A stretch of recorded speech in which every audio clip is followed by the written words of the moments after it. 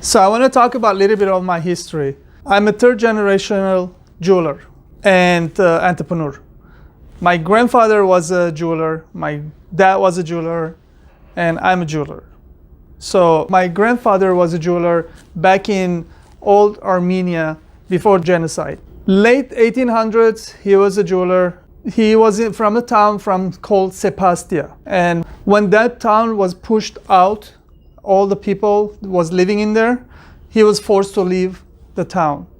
And then he ended up going in Nersin. Nersin was next to the ocean. It was a town where French soldiers were there. And then he opened a retail shop over there and then did very well. Once French soldiers moved out, he had no choice to leave the town. Otherwise, the Turks would have came and continued their pushing everyone out. So he ended up going to Beirut, Lebanon. Meanwhile, he lost his wife. And then when he went to Beirut, Lebanon, he was able to find his wife and was able to reunite their families. And then they've had kids that they lost in the genocide. Now they started a new family, and then my dad was the last of their siblings was born. And they grew up in very, very poor situation. My grandfather died when he was 45 from being ill and not having enough to go to doctor and all that. So he grew up being a jeweler. He learned from his brother, where his brother was a little bit older and had learned from his dad. And he became good jeweler. And then he was successful. We had a middle class, good life in Beirut because of for that reason. But then the war had started in Beirut, so we had to leave Beirut. We came to California in 1985. Right before we came, I had already started doing jewelry in Beirut. Growing up, I used to go and play with his tools, sit on his desk and play with his hammers, everything. This is how I started. This is where I started learning with my tool experiences. So we came to US. Again, we started from nothing, bottom. I remember living in Hollywood, this one apartment that we first moved there.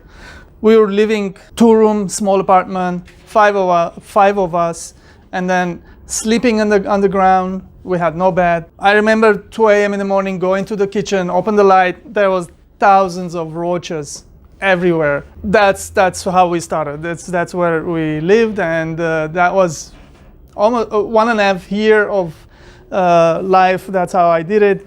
I remember working 80 hours to 100 some hours a week so I can bring money home so we can pay the rent. My dad was depressed. He wasn't working. He just was lost.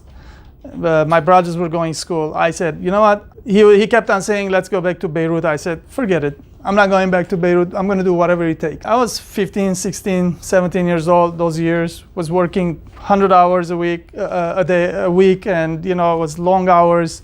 Was bringing small money home. We were able to pay the rent, buy food, and that's how we did it. Meanwhile, I was learning my skill while I was doing this, living this life.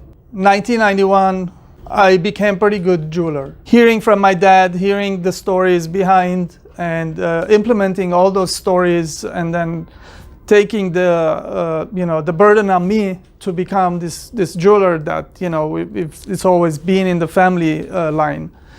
So I became one. We were able to get really good clients, and we started doing pretty well. We upgraded our life into better life. This last 30 some years, I've had so much experience, so much things I've done. I've seen so many designs, so many companies come and go, so many economies come and go.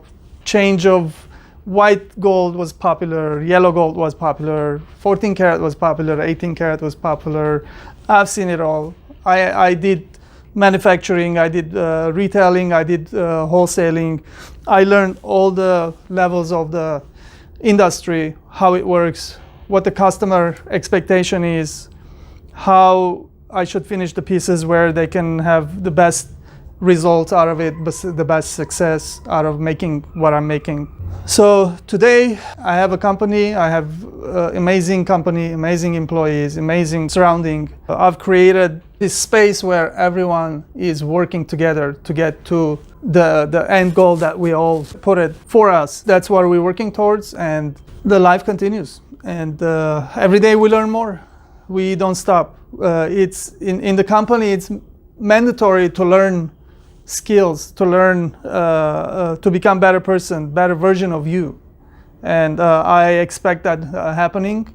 I put that expectation on me, and I don't want to stop learning. So the future is still upon us, and we'll get there. We'll have more stories to tell, and I can't wait. So if you guys like the story, please share. I appreciate, and I will be making a lot of other videos too.